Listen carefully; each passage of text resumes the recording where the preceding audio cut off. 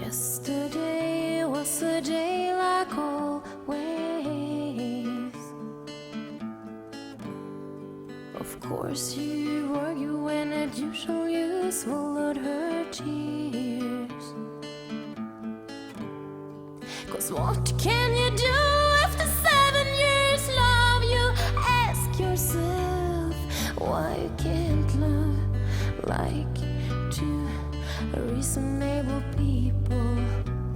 So far nothing seems to change, and you don't know if that is what you really want. Should you step out?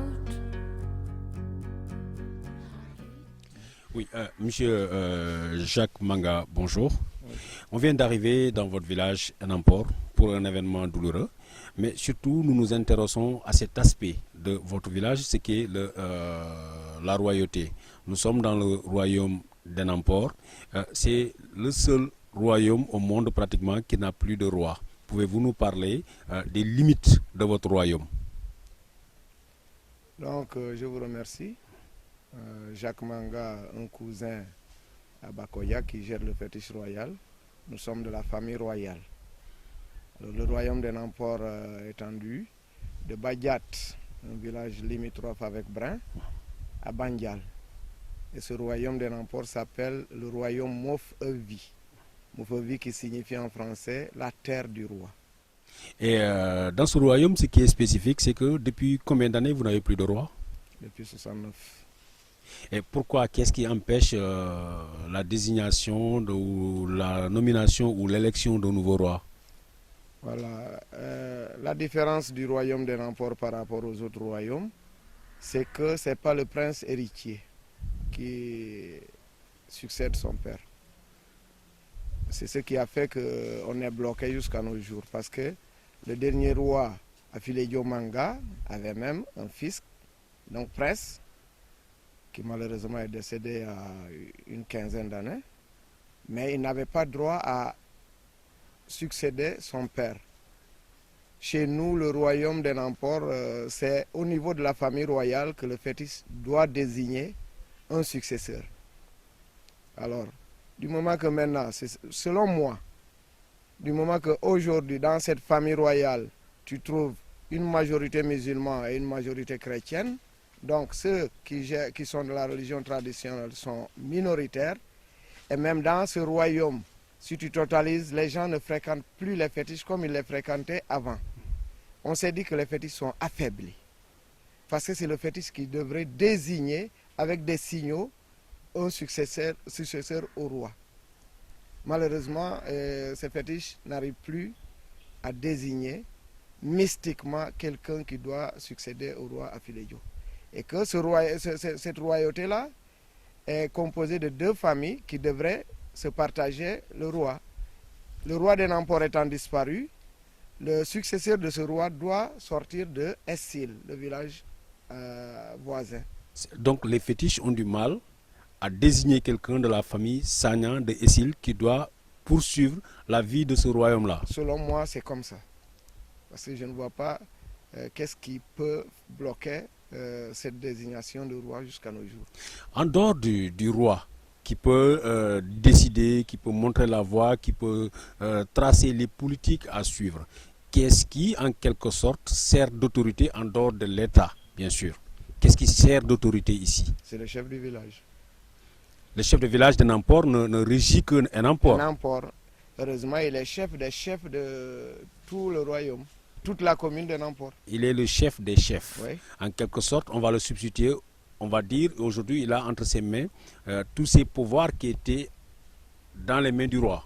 Non, parce que les pouvoirs du roi, le roi de Nampor, c'est un roi de pluie. C'est la différence. Quand il manque de la pluie, tout le royaume se réunit chez lui pour l'interpeller pourquoi il n'y a pas de pluie. Et à l'époque, il leur dit, allez-y, je pense que vous serez satisfaits. Une fois qu'il entre dans son fétiche, la pluie tombe. Mais c'est extraordinaire, puisque chez nous autres, à Dakar et dans les grandes villes, on a tendance à croire que les fils succédaient au père, Oui. aussi bien en responsabilité, mais aussi par rapport au titre. Quelle est la leçon que Enampor pourrait aujourd'hui donner au reste du Sénégal concernant cet aspect du fils qui doit remplacer le père, puisque chez vous, ça n'existe pas? Moi, je pense que la royauté de Nampor a donné un bon exemple au monde entier, parce qu'il n'y a pas une famille qui peut monopoliser tout un pouvoir. Quand je dis famille, père et fils. Parce qu'effectivement, comme vous le dites, partout ailleurs, c'est des princes qui succèdent au père. Et même au niveau politique, au niveau du Sénégal, On a Abdoulaye Wade c'est le avec père qui Karim. succède au fils, le fils qui succède au père du moins. Donc c'est comme si c'est une dictature au niveau des partis politiques. Pendant que chez nous, on a mis une grande démocratie qui fait que je suis roi, mais ce n'est pas mon fils qui sera intronisé un jour où je serai parti, où je ne serai plus actif ou quelque chose. Pendant que chez autres, c'est ce qu'on voit aujourd'hui. Aussi, on a été témoin hier d'un événement extraordinaire, l'enterrement qui est organisé de manière animiste chez vous. Et lorsque vous nous parlez et que vous nous disiez que le déclin en quelque sorte du royaume d'Enampor est dû aux agressions, entre guillemets, des religions, est-ce qu'on peut penser que le royaume d'Enampor survivra encore longtemps à cette civilisation rampante qui arrive à grands pas? Bon, c'est un point d'interrogation. Les gens ont tendance à revenir à la tradition. Si vous prenez l'exemple d'Essil, selon les informations qu'on a accueillies, ce garçon était baptisé, selon les informations. Mais il y a deux versions. D'autres nous disent qu'il n'est pas baptisé, d'autres disent qu'il est baptisé. Et même si ce n'est pas le cas d'Essil, nous avons vu des gens baptisés, mariés à l'église, qui ont demandé à être enterrés traditionnellement. Donc je pense qu'il y a un petit retour à la tradition qui commence à se manifester. Bon, les gens géreront cette tradition-là en l'améliorant. Je pense que c'est comme ça que ça va se passer. Ils vont la gérer en l'améliorant, en s'ouvrant aux autres religions. Parce que si moi je suis catholique, comme je vous le dis, mais j'aide Bakoya dans son fétiche, c'est quoi? Quand il y a travail, il nous interpelle, on va faire le travail parce que le fétiche nous appartient, nous tous. Là, je vais m'adresser à Bakoya. Oui. Est-ce qu'aujourd'hui, il ne se sent pas seul avec son fétiche? Donc il ne se sent pas abandonné parce que les travaux, c'est musulmans et catholiques qui viennent. Et même quand il a versé du vin qui concerne toute la famille, c'est tout le monde qui vient l'entourer et il le fait. Pour nous qui sommes étrangers à cette culture, j'aimerais poser la question à Bakoya. Est-ce que directement, lui, quand il a envie de discuter et qu'il ne veut pas parler avec les humains, est-ce qu'il lui arrive d'aller voir ses fétiches et de discuter avec eux? Est-ce que les fétiches lui répondent? Voilà.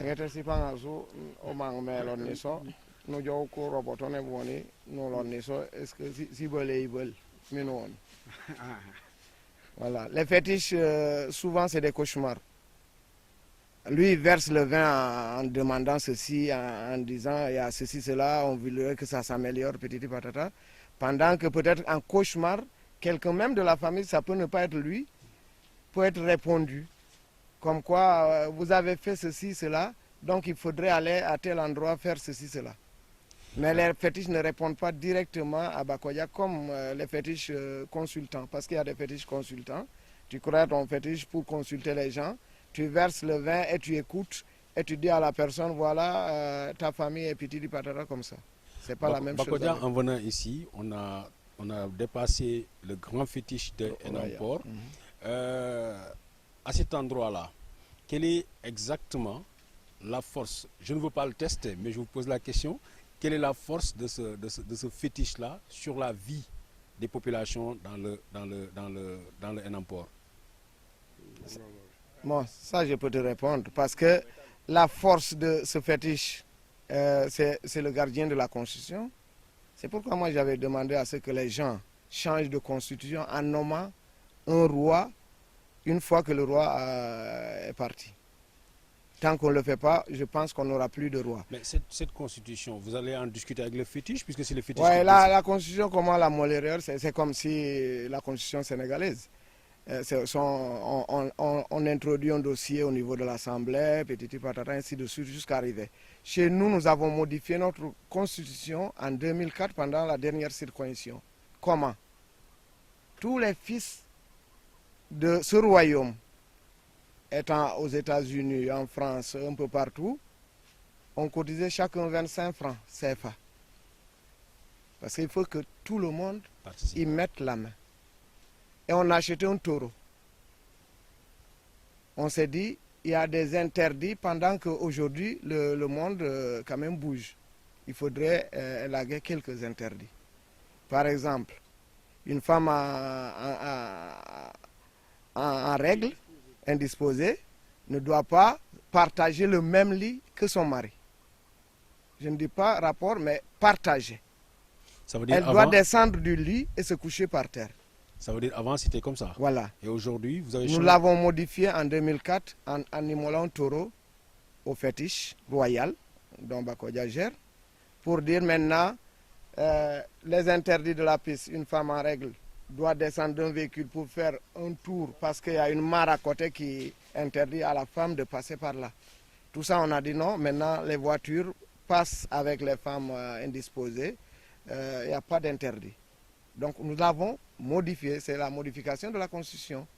Raison pour laquelle je dis que nous pouvons, en plus de cela, modifier la Constitution si les gens acceptent.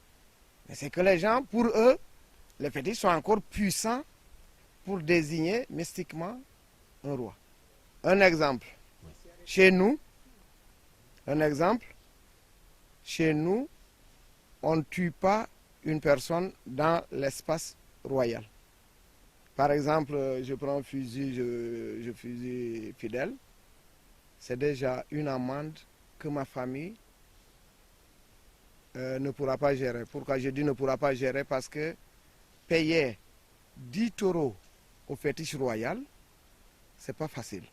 Alors, agression nocturne dans cet espace royal, en versant du sang, c'est totalement interdit dans ce secteur. Ça veut dire qu'il n'y a pas de meurtre, il n'y a pas Interdit d'assassinat, de meurtre. il n'y a pas d'agression au point que quelqu'un saigne dans le royaume. Surtout la nuit. Ça, c'est interdit. Une fois que tu le fais, tu sais bien que tu as mis ta famille en danger. Pendant des années, ils vont continuer à...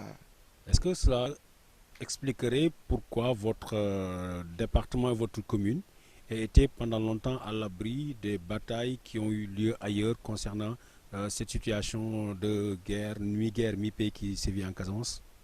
Bon, pas trop. Pas trop. Oui. De la façon, la Casamance, ça c'est général. Nous l'avons subi aussi, les événements en Casamance. Les gens sont entrés ici, militaires comme les hommes de l'autre côté. Tout le monde était là. Je voulais comprendre aussi un phénomène.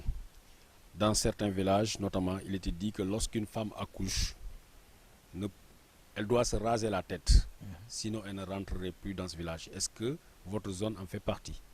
Notre zone en fait partie, mais ce n'est pas parce que c'est un des fétiches qui est là qui doit gérer cette interdiction. C'est que nous avons des fétiches venant d'Oussouy qui sont dans quelques villages de ce royaume. Vous avez confondu tout à l'heure un des féticheurs d'El-Obalir par rapport à Bakoya. Lui, il gère un fétiche. Si vous avez fait la remarque, la Gomis a salué tout le monde. Lui, il a salué tout le monde à la main, sauf votre Gomis. Il n'a pas droit à saluer une femme à la main. Pourquoi? Parce qu'il peut saluer une femme indisposée et le fétiche doit l'attaquer. C'est la raison pour laquelle nos femmes, une fois accouchées, on leur rase le crâne avant de sortir. Parce que si cet homme rencontre la femme avec les cheveux, donc la femme a un problème. Ça peut être quoi ces problèmes-là? Bon, c'est des manifestations, maladies, petit patata, et la femme souvent, elle doit aller payer au niveau du fétiche quelque chose, à El Balir ou à Batinger. C'est la raison pour laquelle on évite que les femmes reviennent avec les cheveux. Mais actuellement, il y a des femmes qui sortent de la maternité avec leurs cheveux. J'aimerais aussi revenir avec Bakodia. On a vu qu'un peu partout, au Sénégal notamment, on parle de fétiche, on parle de malédiction qu'on envoie à des personnes.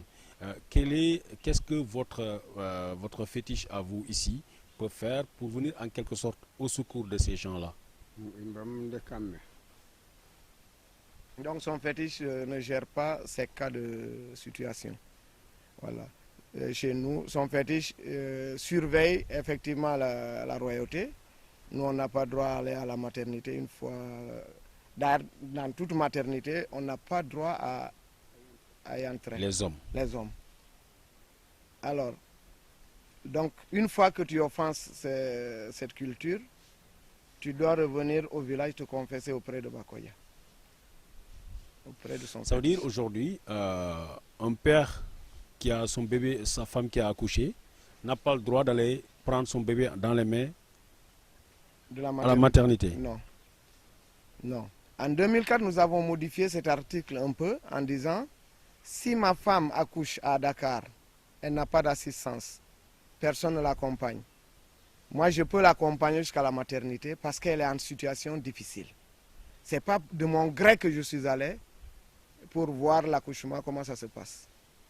Parce que chez nous, l'article là, c'est pour interdire aux hommes d'aller voir comment une femme accouche. Mais ça veut dire que chez vous, il n'y aurait pas de gynécologue, il n'y aurait pas de... Non, actuellement, oui. Avant, non. Avant la modification de 2004, non. Mais quels sont les interdits du fétiche de Edamport? Quels sont les interdits actuels? Oui, ils sont nombreux. Donc, pas accès à la maternité, ne pas tuer quelqu'un en l'agressant, parce que mystiquement, ça, on ne peut pas gérer ça. Voilà, rapport sexuel avec une femme indisposée, ça, tu as droit à revenir te confesser. Mais si on ne le sait pas, Si on ne le sait pas, oui, on ne le sait pas, mais on l'a déjà fait. Tu le sauras une fois que tu es dedans et tu reviendras te confesser.